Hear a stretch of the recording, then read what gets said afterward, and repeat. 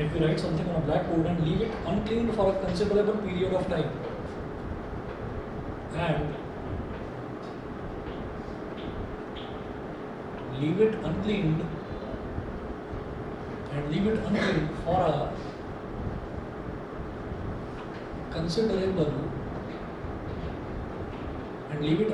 for a considerable period of time,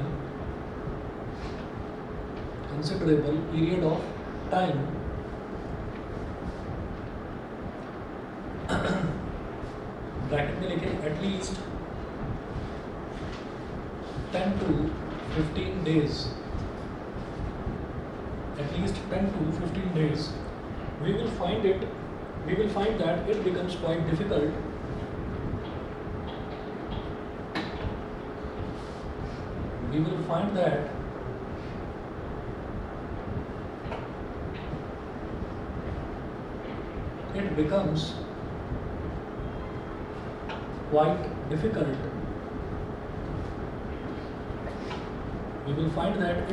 quite difficult to clean the backboard afterwards.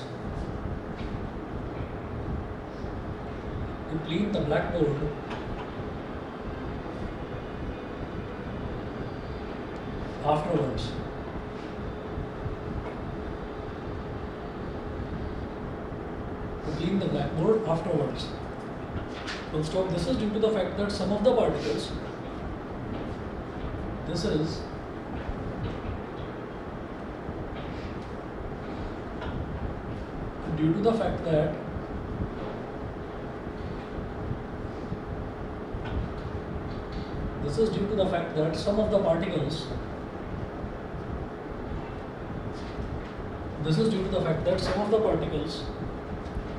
of chalk have diffused into the surface of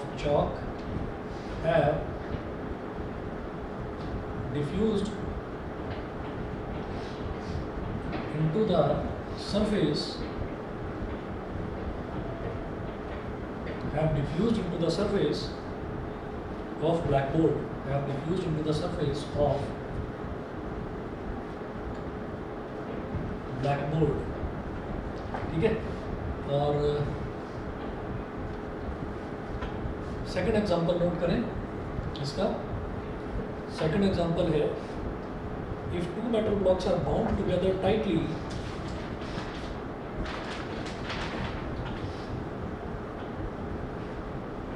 if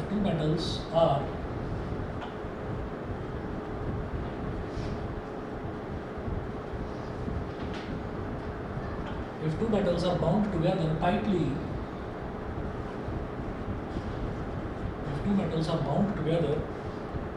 and kept undisturbed for a few years,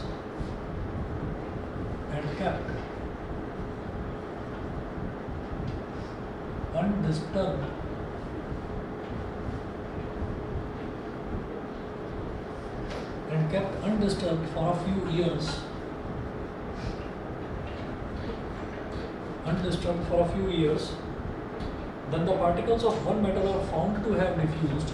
Then the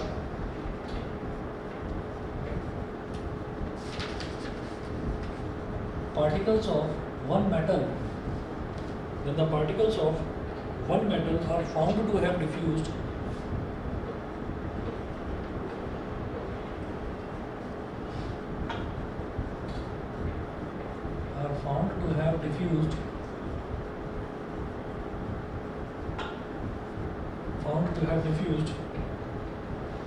into the other metal,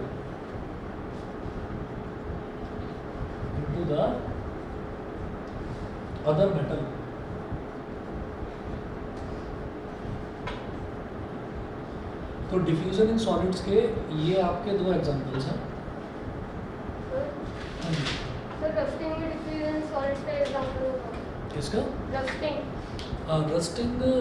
इसका नहीं हो सकता, diffusion का नहीं हो सकता sir, क्योंकि जो लाइक आयरन रॉड होती है तो उसके बाद जब रस्ट फॉर्म होता है तो सर वो ओवर पीरियड में उसका डिफ्यूज हो जाती है, हो जाती है, क्योंकि तभी हम क्लीन नहीं कर पाते ना उसको इजीली। हाँ, मैं आपको बता रहा हूँ कि उसमें ना हम उसको डिफ्यूजन का एग्जांपल इस वजह से नहीं बोल सकते कि अगर मैं कभी भी किसी भी मेटल को ओपनली एटमॉस्फेयर में ऐसे ही रख देता हूँ, फॉर एग्जांपल आयरन रखा हुआ है या कॉपर है या कोबाल्ट है, तो कोई भी मेटल है जिसको मैंने ऐसे ही एटमॉस्फेयर में ओपनली रख रखा है, तो क्या होता है कि एटमॉस्फेयर में ऑक्सीजन मौजूद होती है, तो ऑक्सीजन लगातार उसके साथ रिएक्ट करती है, और ऑक्सीजन लगातार रिएक्ट करके उसके जो ऊपर वाली सरफेस है उस पर एक लेयर बना देती है। तो वो जो लेयर होती है वो आयरन ऑक्साइड की एक लेयर होती है, और जैसे ही आप उस लेयर को साफ़ करोगे तो ऊपर से वो लेयर हट जाएगी और नीचे से फ्रेश जो आयरन है वो वापस आ जाएगा। अगर डिफ्यूज़न होता, अगर वो डिफ्यूज़न का एग्जांपल होता तो आप रस्ट को हटा ही नहीं पाते, रस्ट जो है आयरन के अंदर तक घुस जाती है, ठीक है ना, छोटे छोटे पार्टिकल्स जो हैं वो अंदर तक इमर्ज कर जाते हैं, तो ऐसा होता नहीं है जबकि, ठीक है। तो ये दो एग्जांपल्स हैं जो कि बहुत कॉमन एग्जांपल है कि अगर एक ब्लैक बोर्ड है, उस ब्लैक बोर्ड के ऊपर आपने चौक से लिख दिया और लिखने के बाद we left it unclean for a considerable period, जैसे कि 10 दिन या 12 दिन के लिए हमने ऐसे ही छोड़ दिया, तो उसके बाद उसको हम किसी कपड़े से या डस्टर से मिटाने की कोशिश करते हैं तो वो मिटता नहीं है, ठीक है।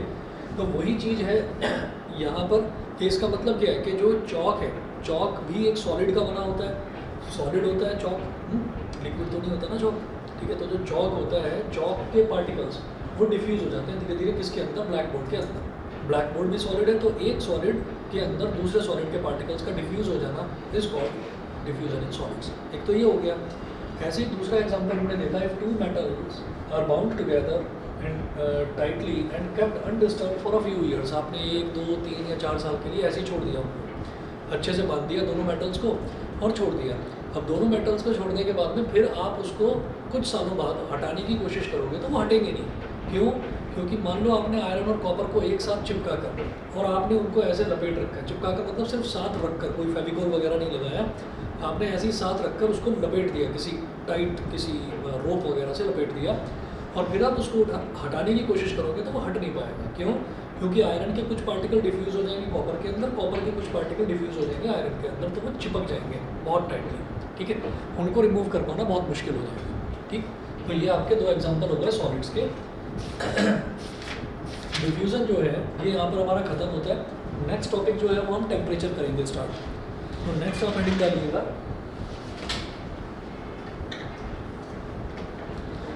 The common unit of temperature and SI unit of temperature. आप लिखेंगे, हेडिंग लिखेंगे the common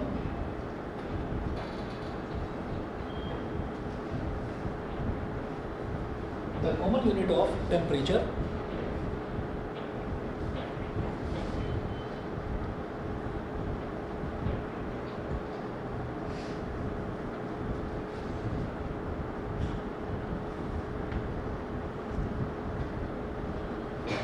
unit of temperature and SI unit of temperature.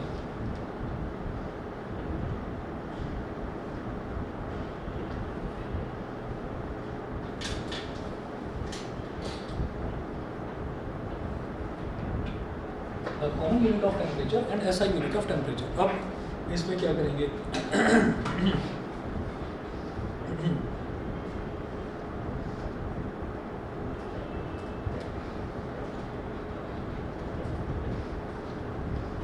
First point note करेंगे, common unit of temperature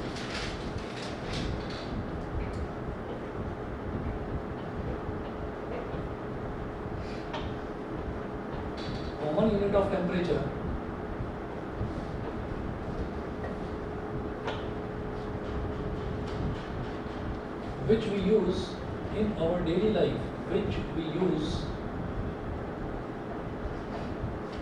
in our daily life is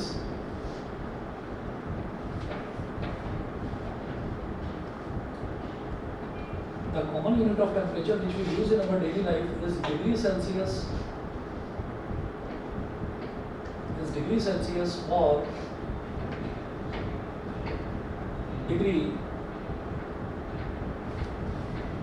degree Celsius or degree centigrade. Degree Celsius or degree centigrade.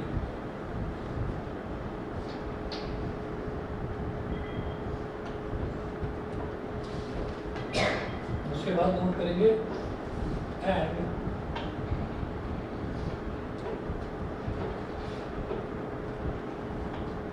the SI unit of temperature and the SI unit of temperature is kelvin, KELVIN, kelvin. ठीक है, तो common unit क्या होती है? वो जो हम अपनी डेली लाइफ में यूज़ करते हैं उसको तो हम कॉमन यूनिट बोल देते हैं। ठीक है, वो ऐसा यूनिट नहीं होती। वो ऐसा यूनिट नहीं होता। ऐसा यूनिट क्या है कि जैसे मान लीजिए हम तो किसी चीज़ को यूज़ कर रहे हैं डिग्री सेल्सियस में। जैसे अगर आप ये देखें कि जब हम न्यूज़ देखते हैं तो न्यूज़ में जो बताते हैं वेदर की जो रिपोर्ट आती है तो उसमें बताते हैं कि आज का मिनिमम टेम्परेचर इतना रहा, आज का मैक्सिमम टेम्परेचर इतना रहा।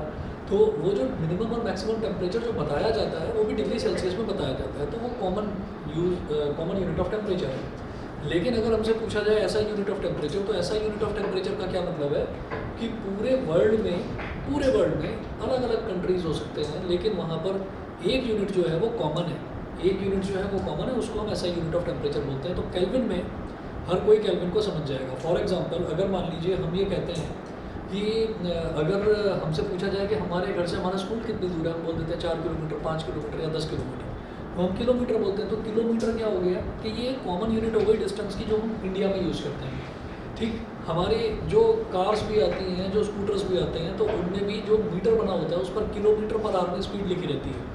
अगर आप यूरोपियन कंट्रीज़ में देखो तो यूरोपियन कंट्रीज़ में वो होता है माइल्स पर आवर में, माइल्स पर आवर। तो वहाँ पर जो डिस्टेंस मेज़र करने की जो कॉमन यूनिट है वो माइल हो गई। ठीक है, तो इसी तरीके से हम जो वज़न जो मेज़र करते हैं जिसको मास बोल देते हैं वो होता है किलोग्राम में। ठीक, और जो अमेरिकन कंट्रीज़ हैं वहाँ पर वज़न जो है वो पाउंड्स में मेज़र किया जाता है। तो इस तरीके से हमने ना ये देखा कि एक सिस्टम इंटरनेशनल एक बहुत बड़ी ऑर्गेनाइजेशन है जो ये कहता है कि भाई जो भी साइंस के जितने भी स्कॉलर्स हैं तो वो थ्रू आउट द वर्ल्ड अगर कोई भी चीज़, ये बैग उठा लो, पैरों में आगे रख दो फ्रंट वाली चीज़। तो वो ये कहते हैं कि जो पूरे थ्रू आउट द वर्ल्ड जो साइंस के स्कॉलर्स हैं वो जो लेंथ की यूनिट यूज़ करेंगे तो वो कॉमन यूनिट कहलाएगी, ऐसा यूनिट कह देंगे उसको। सिस्टम इंटरनेशनल ने उस यूनिट को वेरीफाई किया है कि हाँ ये यूनिट पूरे वर्ल्ड में, चाहे आप रशिया चले जाओ, चाहे आप चाइना चले जाओ, चाहे अमेरिका चले जाओ, कहीं भी चले जाए, तो जो लेंथ की ऐसा यूनिट है वो मीटर होगी। ठीक है, ऐसी टेम्परेचर की ऐसा यूनिट केल्विन होगी। तो केल्विन में हर कोई केल्विन में बात करेगा कि हाँ केल्विन जो है आपकी ऐसा यूनिट है टेम्परेचर की। तो ये बेसिक डिफरेंस होता है कॉमन यूनिट में और एसआई यूनिट में। तो कॉमन यूनिट क्योंकि इंडियन कंटेक्स्ट में हम इंडियन स्कूल में पढ़ रहे हैं, तो इंडियन कंटेक्स्ट में क्या होता है कि जो हमारा टेम्परेचर है, टेम्परेचर की जो कॉमन यूनिट है वो होती है डिग्री सेल्सियस, और जो एसआई यूनिट है जो पूरे वर्ल्ड में मानी जाती है वो होती है केल्विन। ठीक है, उसके बाद देखिएगा, अच्छा उसके बाद देखिएगा हम ये कहते हैं the melting point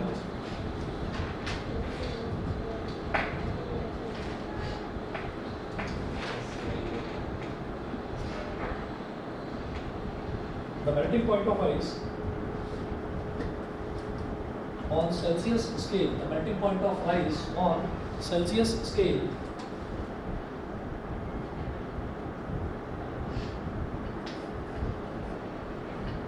is 0 degree Celsius, is 0 degree Celsius। और फिर लिखें the boiling point of water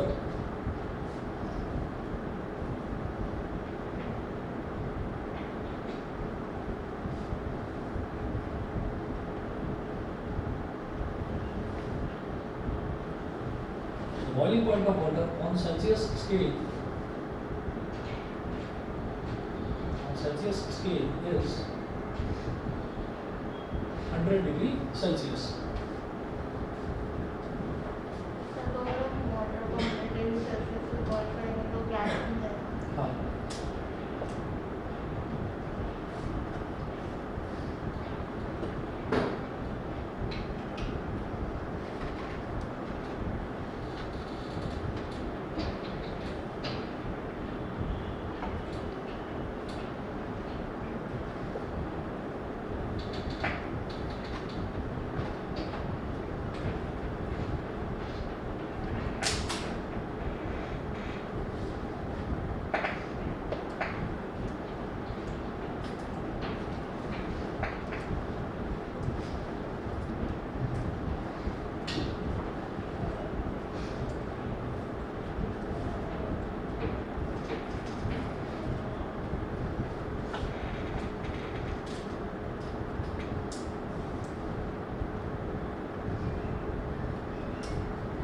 ठीक है, ये आप देख लीजिए कि अगर आइस है तो आइस कैसे जमेगी। अगर मान लीजिए हमने ठंडा करना शुरू करा, टेम्परेचर को कम करना शुरू करा, तो टेम्परेचर को कम करने का मतलब क्या है कि हम किसी भी चीज़ को कोल्ड करते जा रहे हैं, किसी भी चीज़ को ठंडा करते जा रहे हैं।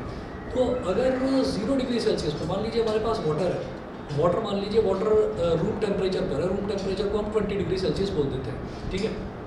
तो जो 20 डिग्री सेल्सियस रूम टेम्परेचर है, आपने उसको और कम और कम और कम और कम आप कम कम कम कम करते चले गए उसको, और कम करते करते करते करते आपने उसको 0 डिग्री सेल्सियस पर पहुंचा दिया वाटर को। तो वाटर जैसे ही 0 डिग्री सेल्सियस पर पहुंचा तो वो आइस में कन्वर्ट नहीं होगा। अब 0 डिग्री सेल्सियस पर वो 0 डिग्री सेल्सियस कहलाएगा उसका फ्रीजिंग पॉइंट। ये उसके बाद अगर आप और उसको थोड़ा सा भी आपने रिड्यूस करना शुरू करा तो फिर वो आइस में कन्वर्ट होना शुरू हो जाएगा, आइस में कन्वर्ट हो जाएगा। 0 डिग्री सेल्सियस पर आते ही वो आइस में कन्वर्ट होना शुरू हो जाता है। और यहाँ पर लिखा है ग्रेटर देन 0 डिग्री सेल्सियस, मतलब आइस है, आइस का टेम्परेचर अगर 0 डिग्री सेल्सियस से बड़ा हो गया या 0 डिग्री सेल्सियस पर भी आ गया तो फिर वो वाटर में कन्वर्ट हो जाएगी, समझ गए। तो फिर वो वाटर में कन्वर्ट हो जाएगी। सिमिलरली वाटर जो है, वाटर को आपने गर्म करते गए करते गए करते गए करते गए बढ़ते बढ़ते बढ़ते बढ़ते अगर वाटर का टेम्परेचर 100 डिग्री सेल्सियस पर पहुंच गया तो वाटर जो है वो बॉईल होना शुरू हो जाएगा और 100 डिग्री सेल्सियस के ऊपर वो टोटली वाटर वेपर्स में कन्वर्ट हो जाएगा, ठीक है। तो ये जो 100 डिग्री सेल्सियस है इसको क्या बोलते हैं, boiling point of water.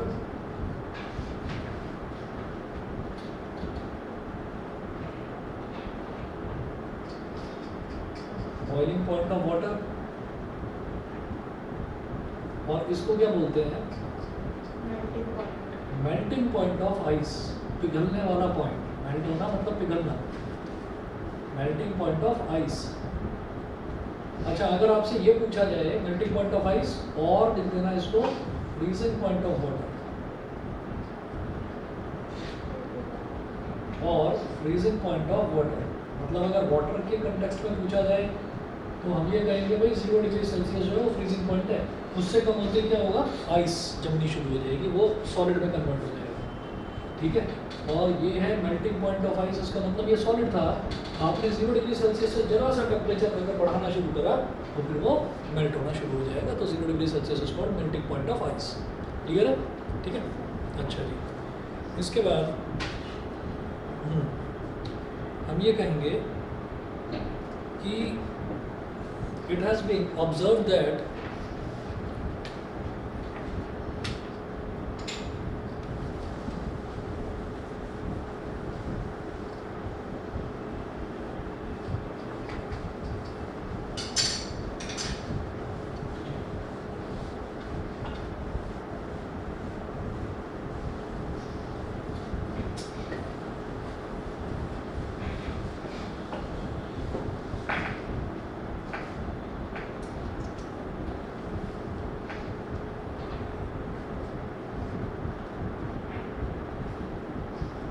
Note करके लिखेंगे, it has been observe that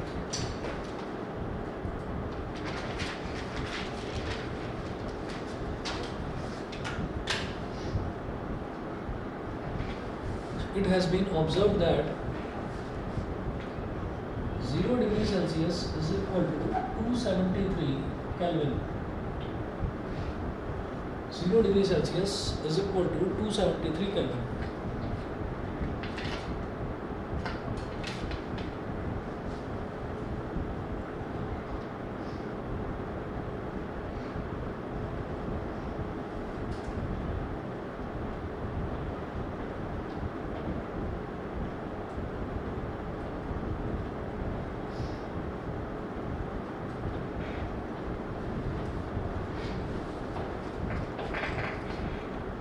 अब नोट करें एक और, temperature on Kelvin scale, temperature on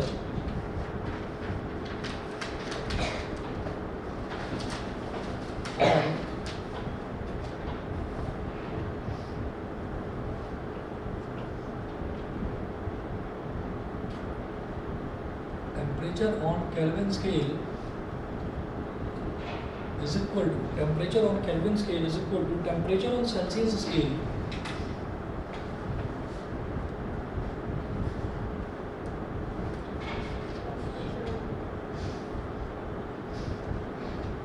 temperature on Celsius scale plus 273। इसका मतलब क्या है, आप ये देखिएगा कि अगर मान लीजिए हमारे पास 0 डिग्री सेल्सियस है तो 0 डिग्री सेल्सियस की वैल्यू 273 केल्विन के इक्वल है। आपने 1 डिग्री बढ़ा दिया, आपने 1 डिग्री सेल्सियस करा तो ये हो गया 274 केल्विन। आपने 1 डिग्री और यानी कि 2 डिग्री सेल्सियस कर दिया तो ये हो गया 275 केल्विन। तो इसका मतलब क्या है कि जो भी आपका सेल्सियस स्केल में टेम्परेचर है उसमें अगर आप 273 ऐड कर देंगे तो वो केल्विन के बराबर आ जाएगा।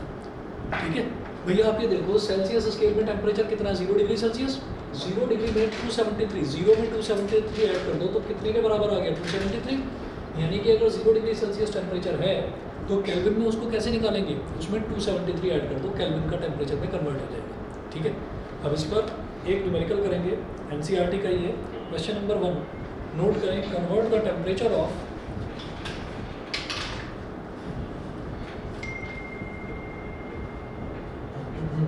convert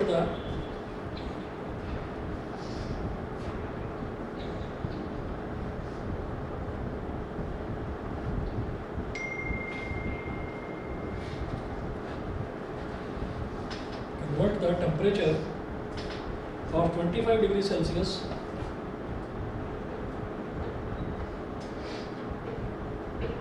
to the Kelvin scale. Convert the temperature of 25 degree Celsius to the Kelvin scale. 25 degree Celsius में अगर टेम्परेचर दे रखा है तो उसको केल्विन में कन्वर्ट करो। तो कैसे करेंगे, बिल्कुल सही, बिल्कुल सही। तो हम क्या करेंगे यहाँ पर, temperature on Kelvin scale is equal to Celsius scale कितना है 25 और इसमें 273 ऐड कर दीजिए तो 298 केल्विन। समझ गए, ठीक है। अच्छा, इसके बाद एक और क्वेश्चन नोट करें, ये भी एनसीईआरटी का ही है। इसमें है convert the temperature of 300 kelvin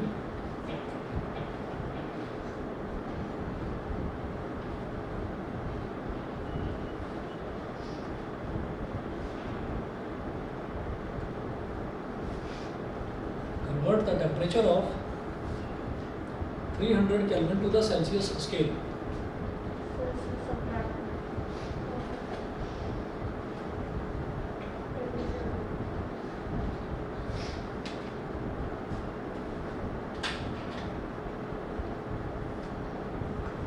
ठीक है, तो convert the temperature of 300 Kelvin to the Celsius scale. अब इसमें आपको क्या करना है कि जैसे हमारे पास टेम्परेचर है केल्विन स्केल का, तो आप इसको ऐसे लिखो TK इज इक्वल टू, आगे क्या लिखें, temperature in Celsius scale TC plus 273। तो ये एक रिलेशन है, TK is equal to TC plus 273। तो यहाँ आप क्या लिखेंगे, where TK is temperature in Kelvin scale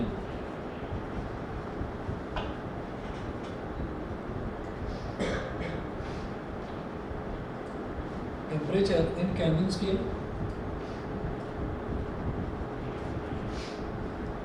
और TC क्या है,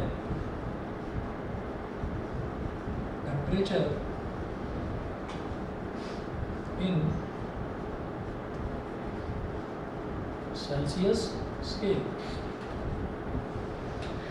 temperature in Kelvin scale, temperature in Celsius scale, ये है।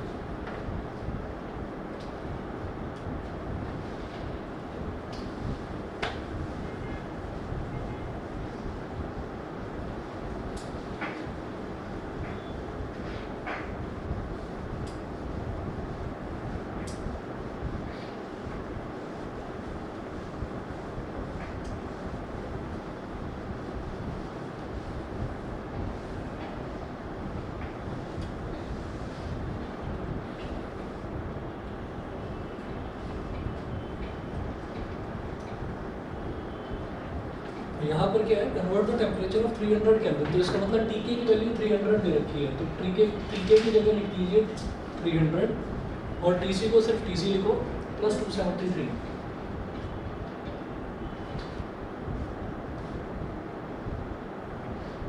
तो 300 और ये 273 इधर आ जाएगा, -273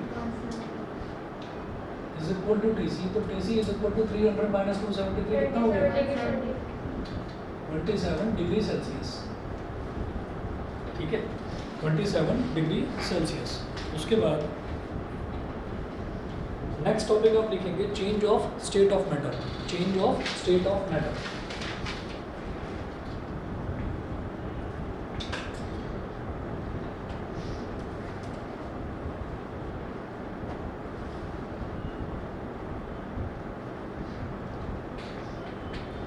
Change of state of matter.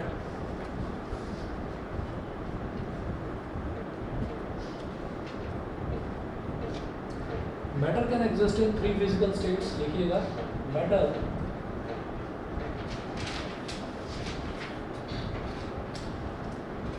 can exist in 3 physical states.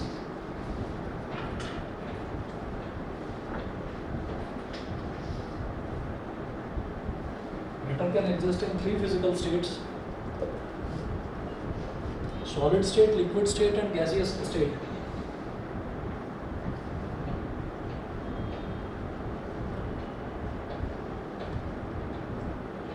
Solid state, liquid state and gaseous state. Solid state, liquid state and gaseous state. Matter जो है 3 तरीके के फिजिकल स्टेट्स में एग्जिस्ट करता है: solid state, liquid state and gaseous state. ठीक है, अच्छा, उसके बाद आप नोट करें, we can change the physical state of matter in 2 ways. We can change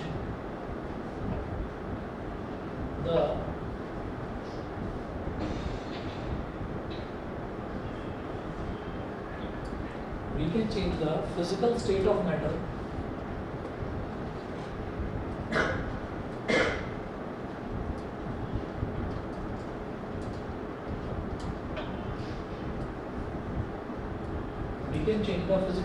matter in 2 ways. हम फिजिकल स्टेट मैटर की 2 तरीके से चेंज कर सकते हैं। फिजिकल स्टेट क्या होती है? जो चीज़ मेरे को सामने दिखाई देती है। जैसे मान लीजिए पानी को मैं देख कर बता सकता हूँ कि वो फिजिकली कैसा दिखाई दे रहा है। तो पानी अगर मेरे को बिल्कुल लिक्विड फॉर्म में दिखाई दे रहा है तो वो लिक्विड स्टेट हो गई। पानी अगर मेरे को सॉलिड फॉर्म में दिखाई दे रहा है तो वो सॉलिड स्टेट हो गई। तो जो चीज़ मैं देख सकता हूँ, जो मुझको खुली आंखों से दिखाई देती है, उसको हम बोलते हैं फिजिकल स्टेट। ठीक है, तो we can change the physical state of matter in 2 ways. 2 तरीके से फिजिकल स्टेट को चेंज करा जा सकता है। पहला है बाय चेंजिंग द टेम्परेचर।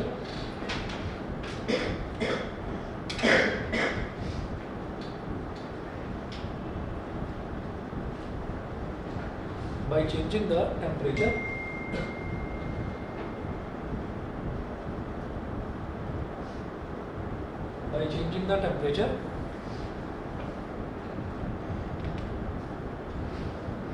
और सेकंड लिखेंगे by changing the pressure.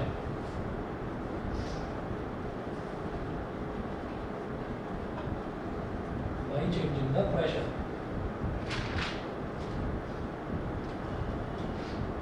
By changing the temperature, by changing the pressure. अच्छा, इसके बाद नेक्स्ट आप हेडिंग डालेंगे effect of change of temperature. मतलब हम क्या कर सकते हैं कि हम किसी भी स्टेट को, सॉलिड से लिक्विड, लिक्विड से सॉलिड, सॉलिड से गैस, गैस से सॉलिड, गैस से लिक्विड, गैस से सॉलिड, ये जितना भी है, हाँ, इनको जो हम चेंज कर सकते हैं। तो ये चेंज करने के लिए 2 तरीके होते हैं हमारे पास। या तो हम टेम्परेचर चेंज करते हैं या फिर हम प्रेशर चेंज करते हैं। तो ये 2 तरीके होते हैं। हम इसको पहले टेम्परेचर वाला करेंगे। अच्छा, आप में से किसी ने मेरे को ना सिलेबस अपना भेजा था, मुझे ध्यान नहीं आ रहा किसने भेजा था।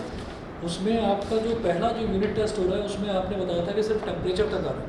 ठीक है, तुमने भेजा था क्या? मृदुल ने भेजा होगा, वो तो आज आया नहीं। तो मैंने भेजा था, मैं 3-4 दिन पहले भेजा। शायद तुम्हारा ही था वो सिलेबस। तो लाइक थोड़ा ड्रॉप था क्या, ड्रॉप करके शायद, हाँ। तो फिर मैंने चलिए जी, तो नेक्स्ट हेडिंग डालते हैं effect of change of temperature. Effect of change of temperature.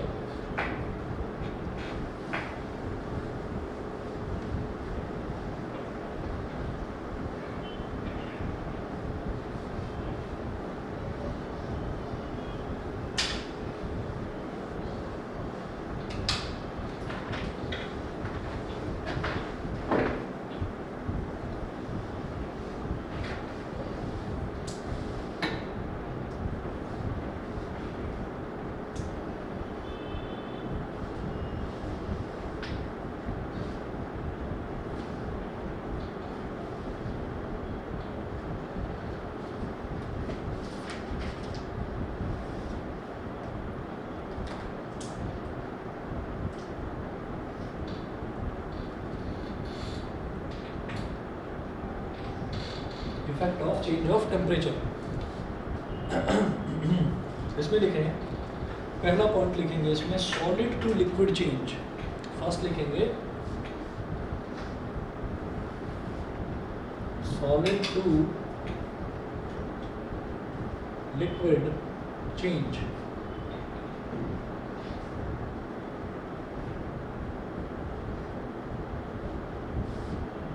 Solid to liquid change, और इसको बोलते हैं melting. Solid to liquid change इसको बोलते हैं melting.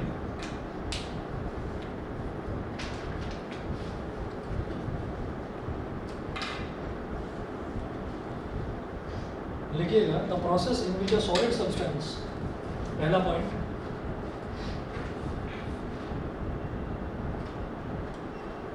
The process in which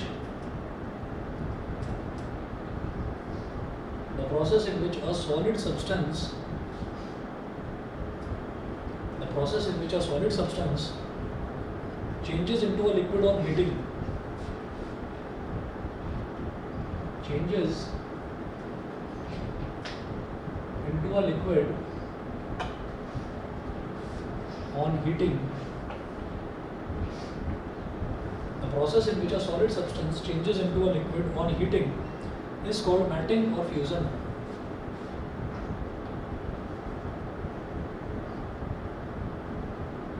Is called melting or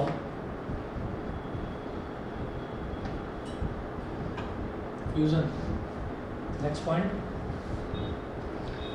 the temperature at which a solid substance melts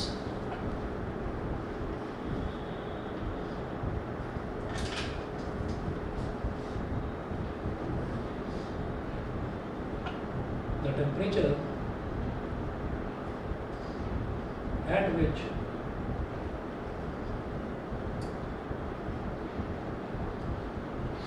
a solid substance melts, the temperature at which a solid substance melts and changes into a liquid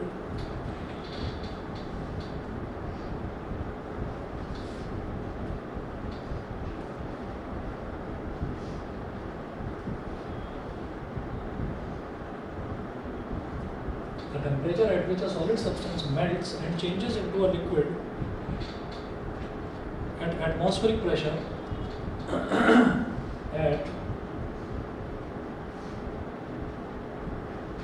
atmospheric pressure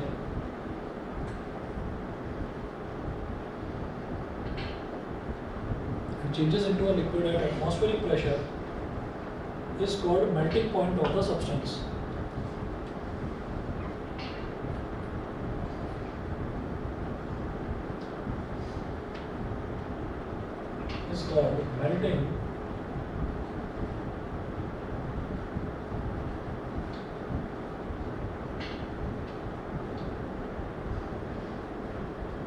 Is called melting point of the substance.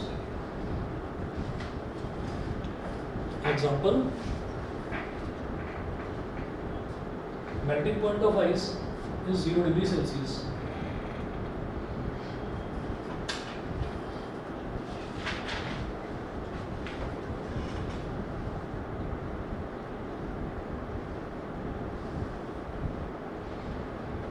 Melting point of ice is 0 degree Celsius.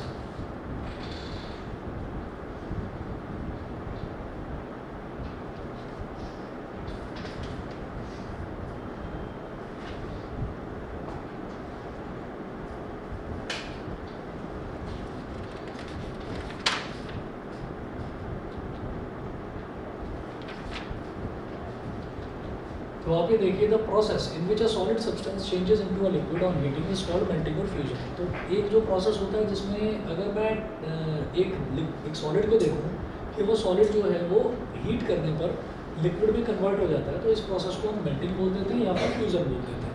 ठीक है, पहली चीज़ तो ये होगी। दूसरा, इसकी बहुत precise definition जो है मेल्टिंग पॉइंट की, वो ये हो गया कि ये टेम्परेचर होता है जिस टेम्परेचर पर the temperature at which a solid substance melts and changes into a liquid, ये वो टेम्परेचर है जिसमें एक सॉलिड सब्सटेंस जो है वो पिघल जाता है, मेल्ट कर जाता है और एक लिक्विड में कन्वर्ट हो जाता है। उसको हम क्या बोल देते हैं? Melting point. एग्जाम्पल के तौर पर आइस का मेल्टिंग पॉइंट कितना होता है? 0 डिग्री सेल्सियस। क्लियर है? ठीक है। अच्छा, अब इसी तरीके से नेक्स्ट आप नोट करेंगे liquid to gas change. Second note करेंगे liquid to gas change.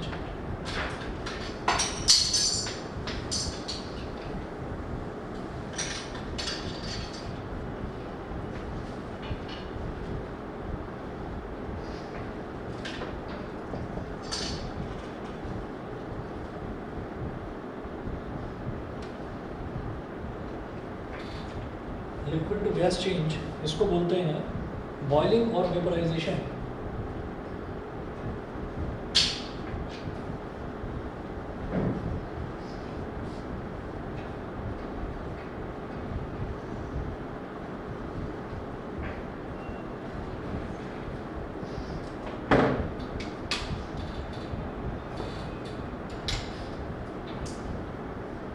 Liquid to gas change इसको बोलते हैं बॉइलिंग और वेपराइजेशन।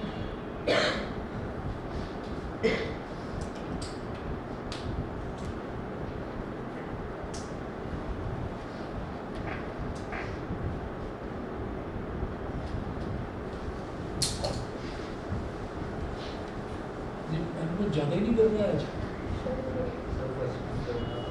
अच्छा, उससे पहले किसका करा था?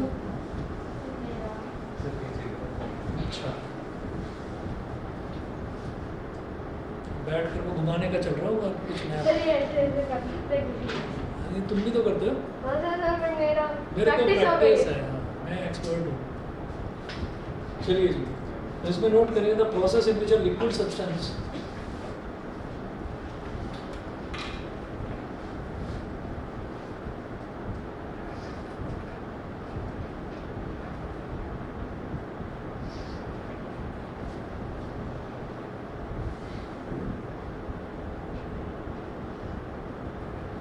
the process in which a liquid substance the process in which a liquid substance changes into a gas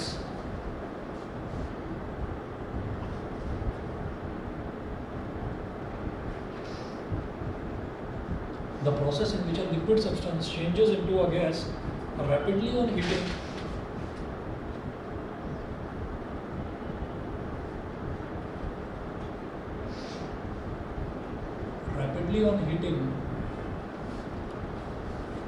is called boiling.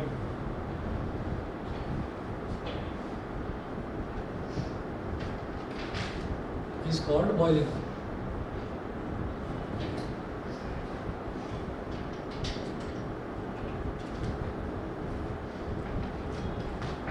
Next point note करें, the temperature at which a liquid boils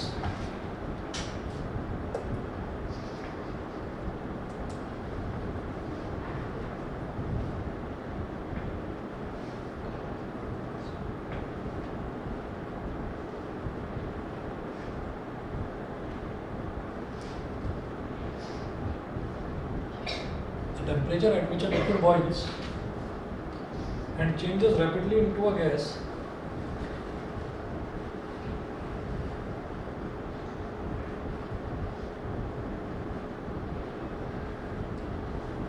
the temperature at which a liquid boils and changes rapidly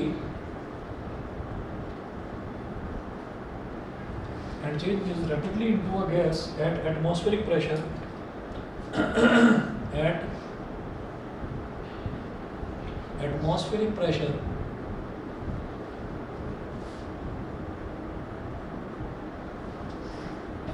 atmospheric pressure is called boiling point of the liquid. Is called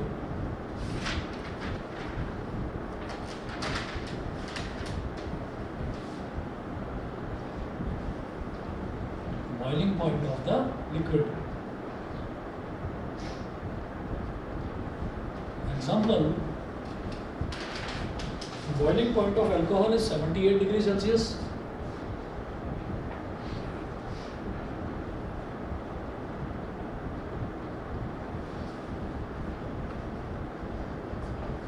Boiling point of alcohol is 78 degrees Celsius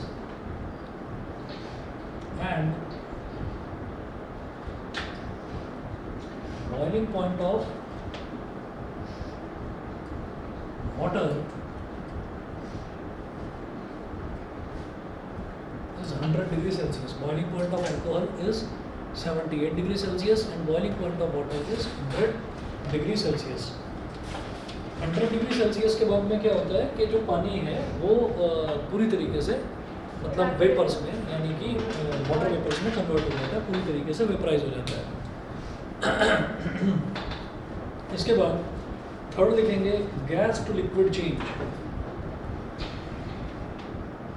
gas to liquid change इसको क्या बोलते हैं? Condensation.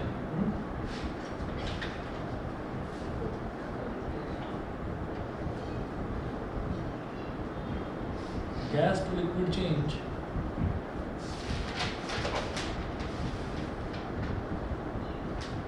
इसको बोलते हैं condensation.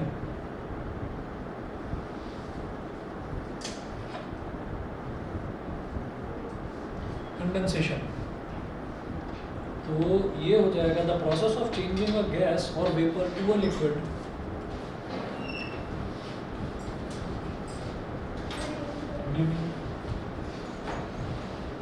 the process of changing a gas or vapor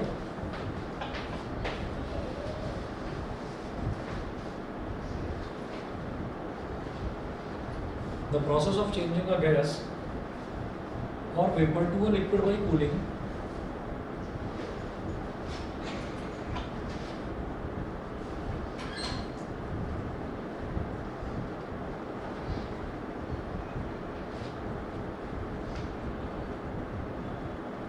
the process of changing a gas or vapor to a liquid by cooling is called condensation.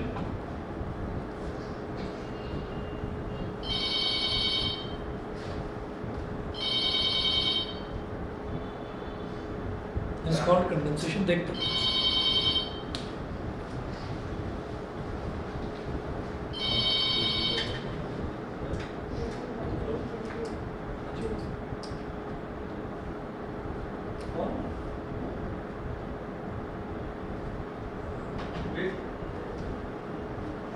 हाँ तो भेज दो भाई।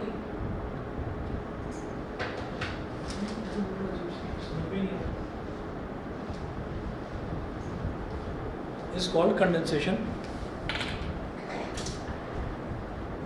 Next point लिखें condensation is the reverse of boiling.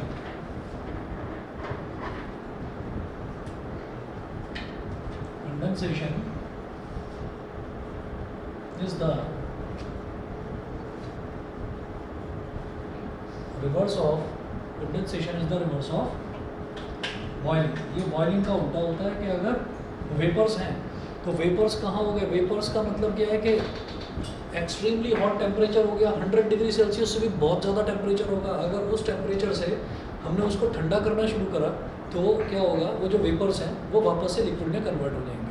ठीक है, तो ये आपका क्या रहता है point gas to liquid change, इसको हम बोल देते हैं कंडेंसेशन। ठीक है, इतना कर दीजिए, बाकी नेक्स्ट क्लास में कराते हैं। हाँ तो इवेपोरेशन का उल्टा इसमें condensation in the reverse of boiling. हाँ अभी देखो, बॉइलिंग और वेपराइजेशन का रिवर्स ही होता है कंडेंसेशन। ठीक है, चलिए बैठिए, कोई नहीं।